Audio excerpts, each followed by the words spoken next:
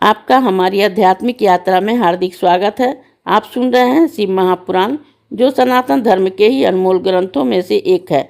इस श्रृंखला में हम आपके लिए ही इस दिव्य ग्रंथ के प्रत्येक अध्याय का शाश्वत पाठ प्रस्तुत करेंगे। आइए इस ज्ञान और धर्म की ही यात्रा को आरंभ करें। भगवान महादेव की महिमा और उपदेश से ही सजी इस पावन कथा के साथ ही ओम नमः शिवाय। 29वां अध्याय, शिव पार्वती द्वारा ही वीरभद्र और भद्रकाली की उत्पत्ति। ऋषि बोले कि इस प्रकार जब दुरात्मा दक्ष यज्ञ करने लगा तब महेश ने उसमें कैसे विघ्न किया, इसे हम सुनना चाहते हैं। वायु बोले कि संसार की देवी और जगन माता के तब से ही घर लौटने पर हिमालय को ही बड़ी प्रसन्नता हुई। उसने शिव के साथ उनका विवाह कर दिया। हे हिमालय शिखर पर जो पार्वती के साथ बहुत दिनों तक ही विहार करते रहे, और जब बहुत समय व्यतीत हो गया तब व्यवस्थित मनवंतर के आने पर प्रचेता पुत्र दक्ष ने अश्वमेध यज्ञ करने का विचार किया और हिमालय के उस पृष्ठ देश गंगा द्वार पर जाकर ही यज्ञ आरंभ किया, जो कि ऋषियों मुनियों का निवास स्थान। तब उसके यज्ञ में ही ब्रह्मादिक सैकड़ों देवताओं ने जाने की इच्छा की तथा सोमपाई और पाई आदित्य रुद्र साध्य मरुद और धूम्रपाई अश्विनी कुमार और तथा पीतर और महर्षिगण विष्णु सहित सब उस यज्ञ में भाग लेने गए, परंतु शिव जी नहीं गए। तब दधीचि ने क्रुद्ध हो दक्ष से कहा कि अपूज्यों की ही पूजा और पूज्यों की पूजा न करने से ही मनुष्य महान पापी हो जाता है, इसमें संशय नहीं। असत पुरुषों की सम्मति और सत्पुरुषों से निरादर से उस पर शीघ्र ही दैव का दंड गिरता है। इस प्रकार कहकर ही विपर्षी ने फिर दक्ष से पूछा कि पूज्य प्रभु पशुपति का अर्चन आपने किस कारण से नहीं किया। दक्ष ने कहा कि जब हमारे यहाँ जटा जुटधारी हाथ में त्रिशूल धारण किए 11 रुद्र विद्यमान हैं, तब अन्य महेश्वर को मैं क्या जानूं कि वह कौन है। दधीचि ने कहा कि इन देवताओं को तो पूजने से क्या होगा, यदि यज्ञ के राजा महेश्वर जी तुमने पूजा न की, वही अविनाशी प्रभु तो ब्रह्मा विष्णु और देवताओं के उत्पन्न करता है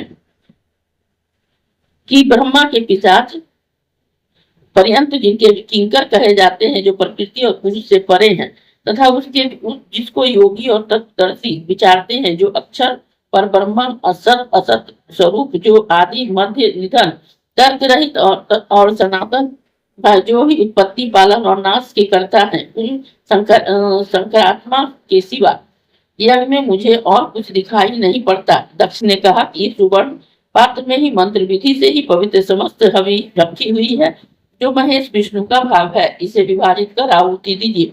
दधीचि ने ही कहा कि अब तुम्हारा यज्ञ नहीं होगा, क्योंकि पता नहीं कि तुमने किस कारण से देव पूज्य शंकर की आराधना नहीं की।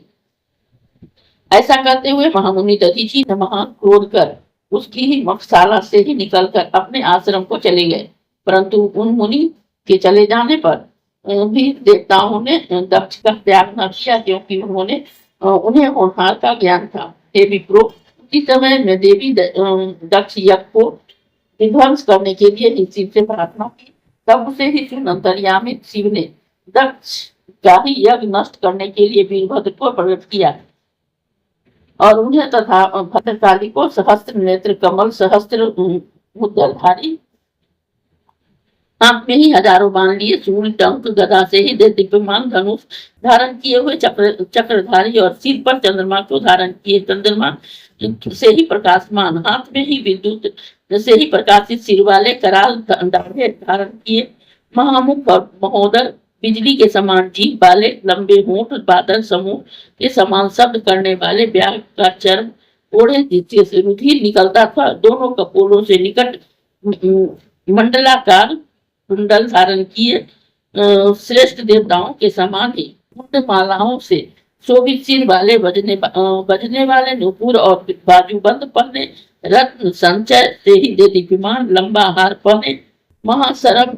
शार्दुल्य सिंह के समान पराक्रमी और मतवाले हाथी के समान ही आलस्यपूर्ण गमन करने वाले, शंख चामर कुंड कुंद के फूल चंद्रमा की शीर्ष कांति वाले इस प्रकार चलने को ही उद्यत मानो हिमालय पर्वत के चलना ही चाहता हो, जिनके शरीर से मोती के आभूषणों की दीप्ति ज्वाला का समूह फैल रहा था, जो तेज से यम की अग्नि से व्याप्त थे। वह वीरभद्र घुटने टेकी पृथ्वी में बैठकर हाथ जोड़कर शिव जी को प्रणाम करने लगे, जो सब गणों से ही के ईश्वर थे। फिर उसी समय ही देवी ने क्रोध कर अपने कर्मों की साक्षी दे महेश्वरी ने भद्रकाली को उत्पन्न कर वीरभद्र के साथी जाने की आज्ञा दे दी। भद्रकाली कालाग्नि से ही समान भद्र को देख भद्र सहित शिव जी से बोली, हे महादेव, तुम्हारा मंगल हो, मेरे लिए क्या आज्ञा है, मैं तुम्हारा कौन सा प्रिय कार्य करूं।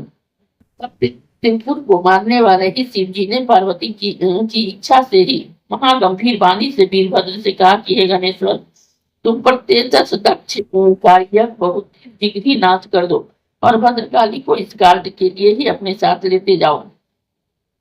मैं भी रौम आश्रम के ही समीप आता हूँ, जहाँ से तुम्हारे सब कार्य को देखता रहूंगा, जो कनखल के पास ही है, जहाँ से वृक्ष गंगा द्वार तक स्थित है, वहीं दक्ष का ही यज्ञ हो रहा है, शीघ्रता करो। शिव जी को ऐसा कहते हुए जानकर तब ही हिमालय पुत्री उस भद्र और भद्रा को अपने औसत पुत्र के समान वैसे ही देखने लगी जैसे कि गौ अपने बछड़े को देखती है। उन्होंने ही उसका मुख सूंघा और हंसकर कहा कि हे पुत्र भद्र, तुम बड़े ही भद्र पराक्रमी हो, मेरा प्रिय करने के लिए ही तुम्हारी उत्पत्ति हुई है। इस कारण तुम उसके प्रति अपने क्रोध को कदापि शांत न करना कि जिसने एक ईश्वर को बिना बुलाए यज्ञ कर्म का प्रारंभ किया है। हे गणेश्वर, तुम जाकर ही उसका यज्ञ नष्ट कर दो। हे भद्र, मेरी आज्ञा है कि तुम इस भद्र को ही साथ लेकर ही उसकी यज्ञ लक्ष्मी को नष्ट कर उसे ही अलक्ष्मीवान बना दो।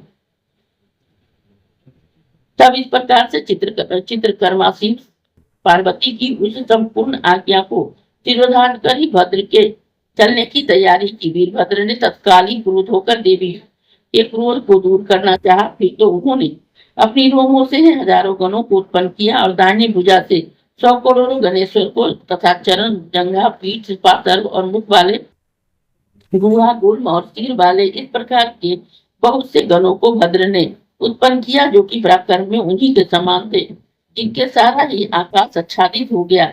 उन सब के हजारों हाथ से ही, जिनमें वे हजारों आयुध लिए थे और सब रुद्र के ही समान ही बलवान था। ये सभी अपने हाथों में शूल, पट्टी, शक्ति और गदा लिए टंक, उपल और शिला धारण किए, कलाग्नि के समान नेत्र वाले और जटाधारी थे। वे बादल के समान गर्जन करते हुए सिंहों पर चढ़कर आकाश में उड़ चले। उस समय कल्याण युक्त भगवान उनके साथ ऐसे शोभित हुए जैसे कि प्रलय में सैकड़ों काला नल से शोभित भैरव जी शोभामान होते हैं।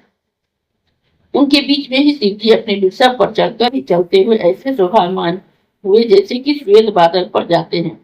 वीरभद्र ने उनके ऊपर ही मोतियों का छत्र धारण कर श्वेत चमक ग्रहण किया। तेजस्वी ओंकार नामक गणेश्वर ने वीरभद्र के आगे ही अपना वह शंख बजाया, जो कि सुवर्ण और रत्नों से अलंकृत था। देवताओं ने भी आकाश में अपने नगाड़े बजाए। मेघों ने सबके सिर पर ही फूलों की वर्षा की। सारे गणेश्वर युद्धोन्मत्त हो नाचने, शब्द करने, हंसने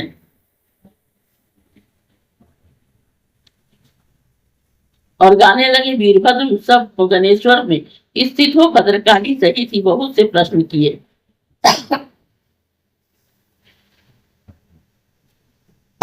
बहुत ही प्रसन्न हुए। बाकी बात में वे सभी दक्ष के यज्ञ में ही जा समाये। फिर जो प्रधान दक्ष द्वारा ही आरंभ किए गए यज्ञ की प्रयोग भूमि में जाकर ही वैसे ही प्रविष्ट हुए जैसे कि अंतिम काल में संसार को भस्म करने के लिए रुद्र उसमें प्रवेश करते हैं। इस अध्याय के श्रवण हेतु आपका हृदय से धन्यवाद।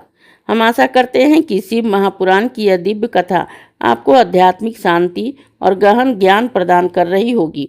कृपया अगले अध्याय के लिए हमारे साथ जुड़े रहें और अपने सुझाव एवं भावनाएं कमेंट के माध्यम से अवश्य साझा करें। धर्म, भक्ति और ज्ञान की इस पावन यात्रा में आपका साथ हमारे लिए अत्यंत मूल्यवान है। ओम नमः शिवाय। यदि यह प्रस्तुति आपको पसंद आई हो, लाइक करें, कमेंट करें, सब्सक्राइब जरूर करें, बेल आइकॉन दबाना ना भूलें ताकि अगला अध्याय आपसे छूटे नहीं। और इस पावन ज्ञान को ही शेयर करें अपने परिवार और मित्रों तक।